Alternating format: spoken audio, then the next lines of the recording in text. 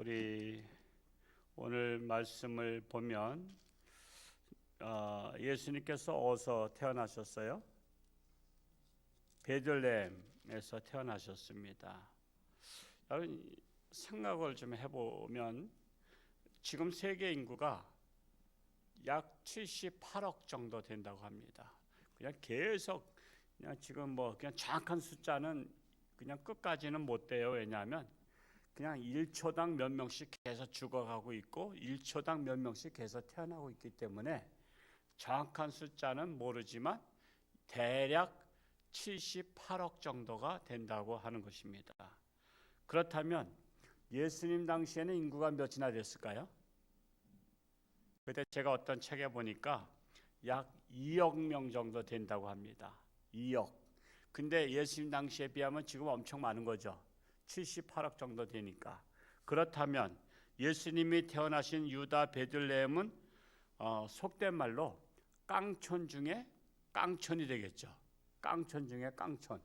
왜? 그 당시에 인구가 세계 인구가 2억 정도밖에 안 되니까, 그러니까 이 유대 나라는 얼마나 작겠어요. 그러니까 예수님 태어나신 동네는 우리가 상상을 해봤자 한 2, 30가구 정도 될까? 2, 30가구. 많다면 한 50가구 정도 되는 곳에서 존재감조차 없던 동네였습니다. 우리나라 사람들 가운데 홍천을 다 웬만하면 다 알리라 생각하십니까?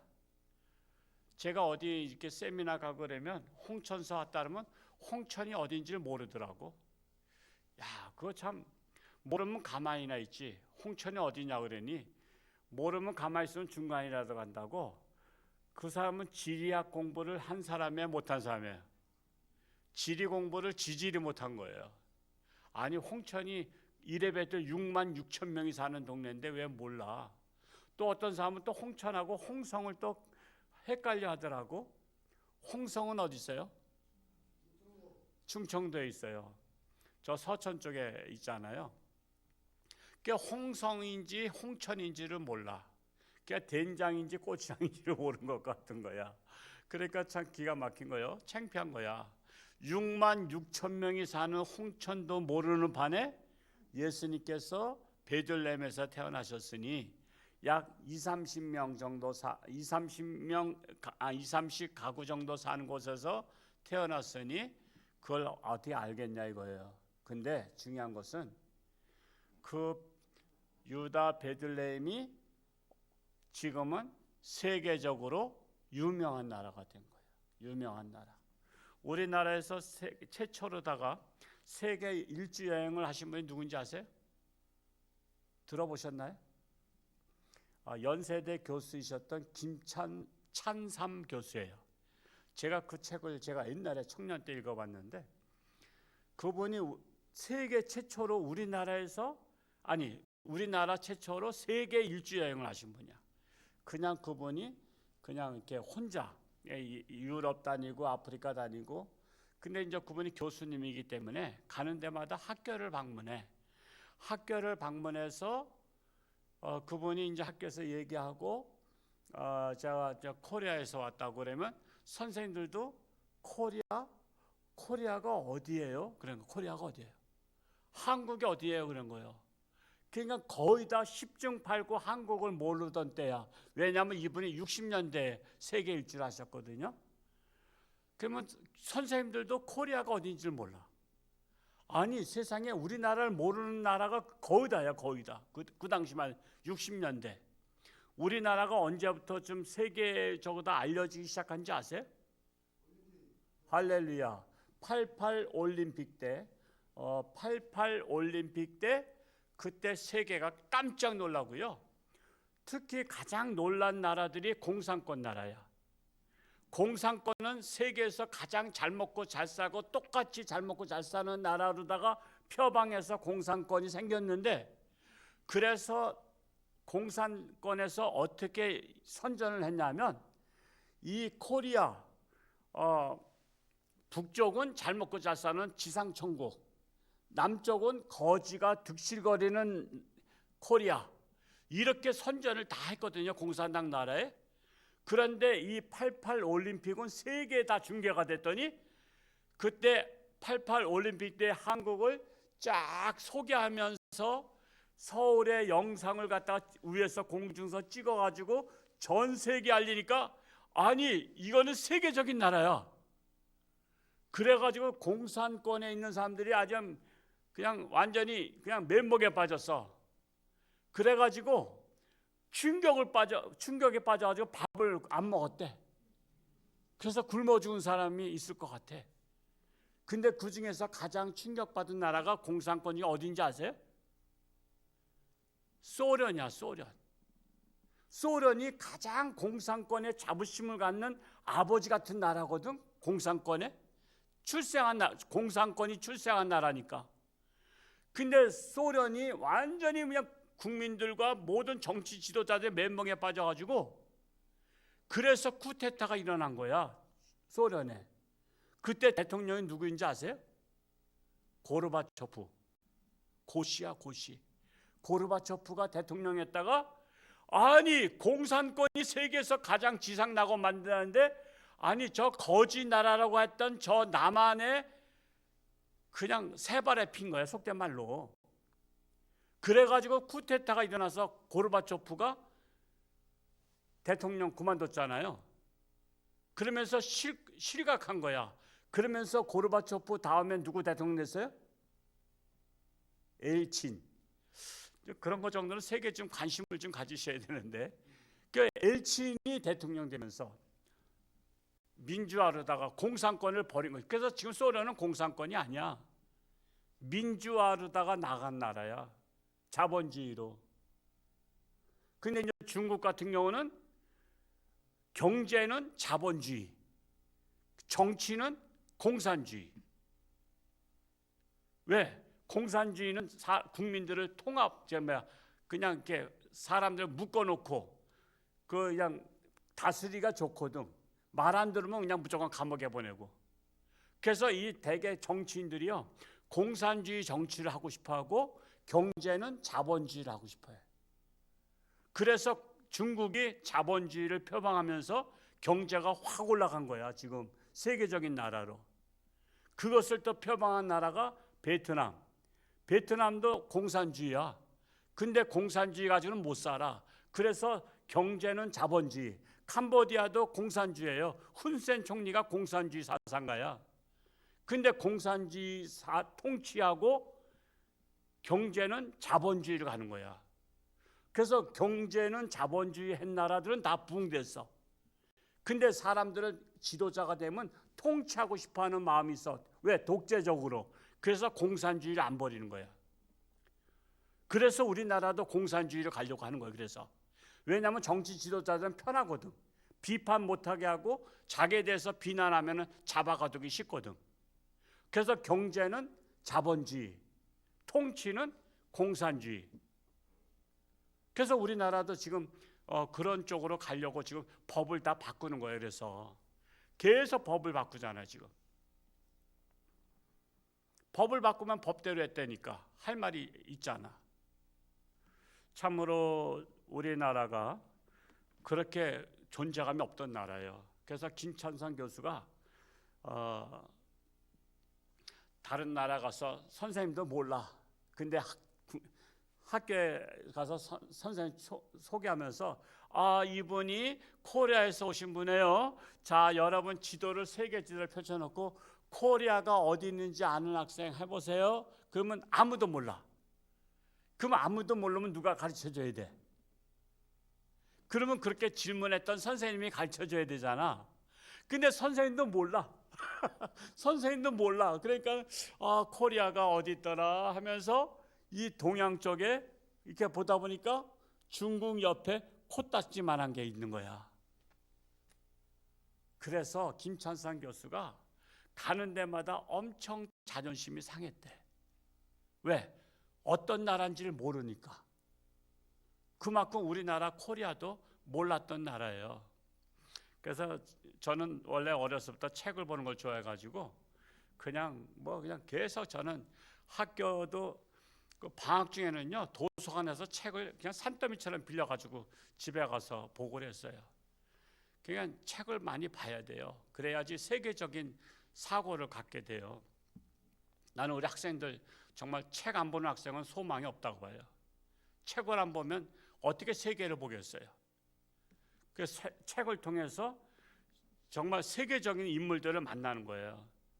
여러분, 인물들 만나기 어렵잖아. 근데 책을 보면 만나는 거야. 책을 보면 그 사람의 생각, 그 사람의 사상, 그 사람의 철학, 그런 것들을 그 사람 통해서 보는 거야.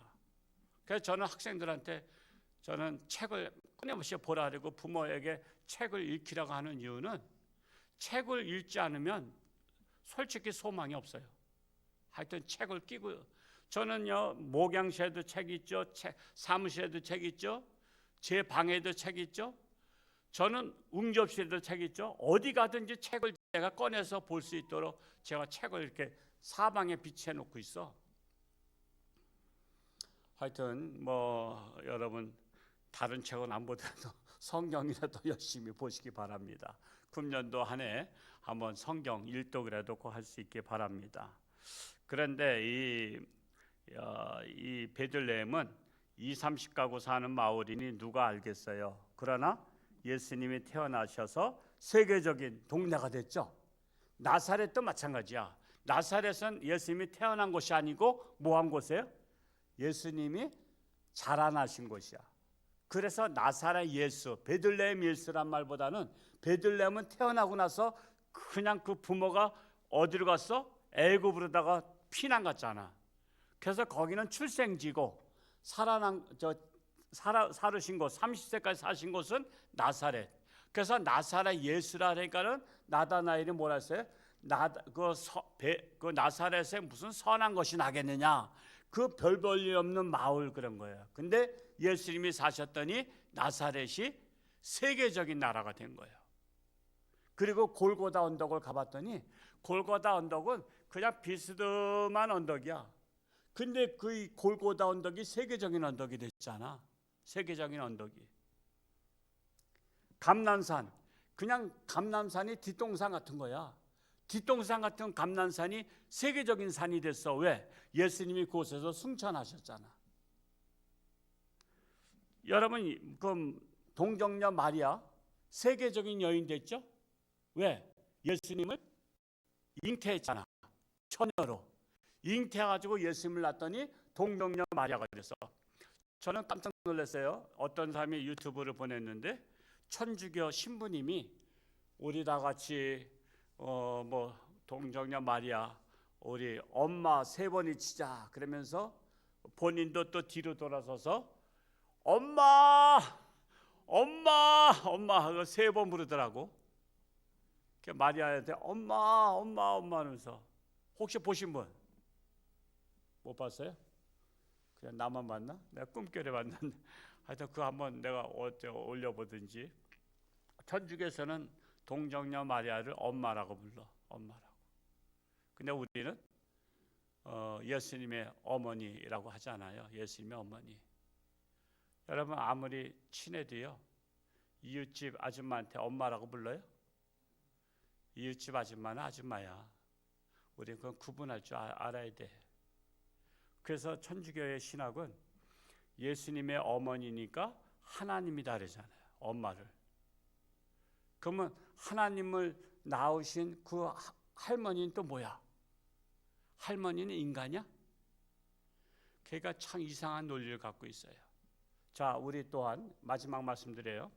우리는 예수님을 어디에 모셨죠? 우리 마음에 모셨어. 여러분 뱃속에 모시는 것도 중요하지만 우리는 예수님을 마음속에 모셨어. 그래서 우리를 뭐라 그래요? 그리스도인. 그래서 우리는 예수님을 마음에 모셨기 때문에 예수님의 마음을 가지고 살아야 되는 거야. 예수님의 마음을 가지고 말을 하고 행동을 하고 우리가 사는 거야. 그럴 때 우리가 그리스도의 향기를 바란다 하는 거예요. 우리는 그리스도의 향기를 바라는 자가 돼야지 우리에게서 악취나는 사람, 즉 역겨운 사람이 돼서는 안 되는 거예요.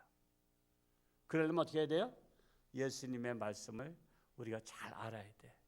예수님 말씀을 보고 또 보고 묵상하고 또 묵상하면서 예수님께서 말씀하신 것처럼 말을 하고 예수님께서 행동하신 것처럼 행동하고, 그러면 우리의 모습이 또한 정말 예수님을 닮은 자로 세계적인 인물이 따로 있어요.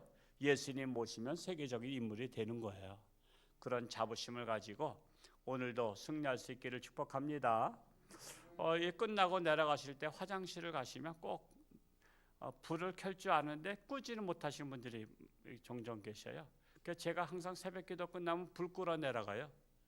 그러니까 이왕이면 나오시면은 그렇게 화장실 뭐 줄 서서 들어가는 게 아니니까 다음 사람이 위해서 켜놓지 마시고 그냥 일단 끄세요. 일단은 불을 끄시고, 그러니까 항상 내가 간 자리는 아름다워야 돼. 원위치. 그래서 항상 불은 끄시고요. 항상 물건들은 제자리, 내가 쓴 자리에 흔적도 없이 그냥 깨끗한 자리로 만드는 게 남들을 위한 배려예요. 아마 목사님이 불을 끄시겠지 하고서는 안 끄는지 모르겠는데 항상 내가 간 자리는, 그리고 저 유아실도 사실 주일마다 오후마다 제가 집사람의 코드를 뽑아요. 어르신들은 조금 이해가 돼, 그렇죠? 어르신들은 구역 예배 드리고 그냥 아무 생각 없이 그냥 다 나가시기 때문에 우리가 오후에 어디 나갔다 와서 점검을 하거든요. 항상 저하고 집사람은 점검을 해요. 근데 꼭 2층의 유아실은 코드를 안 뺐을 때가 거의 다야. 근데 어르신들이 구역 예배 드리고 그건 이해는 해. 연세가 많으면 잊어버리잖아. 잊어버리고 그게 또 책임감이 또 그렇게 없어요. 누군가가 해겠지 하면서 아무 생각 없이 불을 그냥 코드를 꽂아놓고 하거든요. 그러면은 계속 이게 전기가 이게 돌아가고 이게 아무도 없을 땐 위험한 겁니다. 그래서 그런 것들을 조금 좀 생각이 있으신 분들이 계시면 좋겠어. 그래서 내가 좀 이렇게 어디에 뭐가 불편한 거 있나 하고 다 정돈해놓고 제자리 해놓고 이렇게 가시는 분만 한 사람만 있어도 괜찮아요. 한 사람만. 그 중에서 한 사람만 정신 차린 사람은 있어도 모든 게 깨끗이 돌아가요. 그래서 그런 것들을 잘 생각해서 교회는 하나님의 집이니까 내 가정보다 더 귀하게 사용할 수 있기를 바랍니다. 오늘도 주님과 동행하며 승리할 수 있기를 축복합니다. 할렐루야. 고맙고 감사하신 아버지 하나님, 오늘도 새날 주셨사오니 오늘 하루도 예수님을 마음에 모시고 예수님과 동행하면 그리스도인으로서 향기를 발할 줄로 믿습니다. 우리는 참으로 예수님을 모시고 무엇을 말하든지 행동하든지 우리의 모든 것이 참으로 예수님 닮은 자 되기를 원합니다. 이제 예수님께서는 유대 땅 베들레헴에서 태어나셨지만 베들레헴 세계적인 마을이 되었고 나사렛에서 사셨지만 나사렛은 이제는 세계적인 동네가 되었습니다. 감난산, 언덕 같은 산이지만 세계적인 산이 되었습니다. 골고다 언덕, 흔한 언덕이지만 예수님께서 십자가를 지고 가신 언덕이십니다. 이와 같이 우리가 예수님을 모시면 우리 또한 참으로 세계적인 인물로 자라갈 줄로 믿습니다. 우리 홍천주안교회가 늘 예수님과 동행하는 삶 되게 하시고 어느 곳에 가든지 그리스도의 향기를 바라는 자 되게 하여 주옵소서. 아직도 육신의 질병으로 상영 헤매는 사랑하는 교우들 하나님의 능력의 손길로 치료하는 광선을 받아사 깨끗함 받게 하시고 건강해서 하나님 영광 나타나게 하여 주옵소서. 이 나라 이 민족이 어서 속히 복음화가 되어서 하나님의 말씀대로 살아가는 나라, 통치하는 나라 되게 하여 주옵소서. 연말을 맞이했습니다. 지난 한 해를 뒤돌아보며 부족했던 것들을 점검하고 또 새해를 우리가 기쁨으로 또한 준비된 대로 맞이할 수 있도록 우리 하나님 저들에게 지혜를 더하여 주옵소서. 감사드리며 예수님의 이름으로 축복하며 기도하옵나이다. 아멘.